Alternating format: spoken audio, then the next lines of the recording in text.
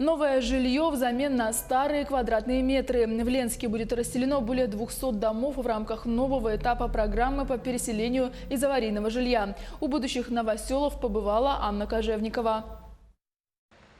Тамара Шемякина проживает в этом доме по адресу Пролетарская, 10 уже более 40 лет. Когда-то это жилье было долгожданным и вполне комфортным. Тамара приехала в Ленск в 1974 году, вышла замуж и первое время с семьей мужа жила в Балках. Квартира в недавно построенной двухэтажке хоть и однокомнатная была радостью и необходимостью. От сырости в Балках почти вся семья заболела туберкулезом. Но за 40 лет и 2 наводнения деревянный дом износился, а ремонт в 2001 году сделали некачественный. Поменяли только полы. Доски просто настелены, вот. И это сверху ДСП. Получается, щели, вот палец пролезет между досками, получается. И по бокам плинтус только, не утепленный, ничего, плинтусы прибили.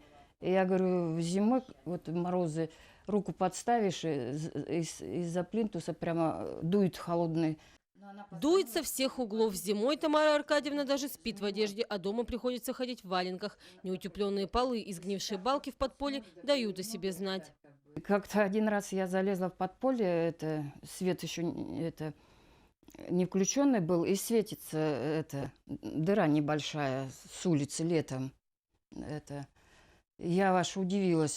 Как рассказали другие жильцы, еще и канализация стекает под пол. Выпирающие стены в подъезде тоже говорят сами за себя. И в таких условиях, где-то лучше, а где-то хуже, находится почти весь деревянный фонд Ленска. 220 домов, которого попали в новый этап программы переселения.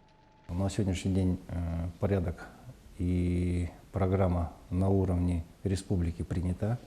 То есть она уже утверждена. Мы планируем, что до конца апреля 2019 года будет подписано соглашение между республиками и фондом реформирования жилищно-коммунального хозяйства. Ну и, скажем, в мае уже состоятся аукционы по строительству, по выкупу жилья для людей, которые попали в эту программу.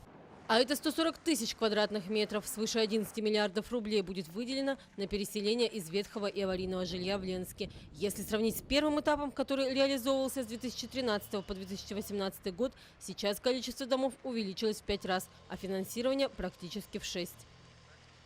Каким будет новое жилье переселенцев, пока еще точно неизвестно. Но по предварительным данным, первые новоселы заедут в эти многоэтажки. Анна Кожевникова, Виталий Андреев, Ленск.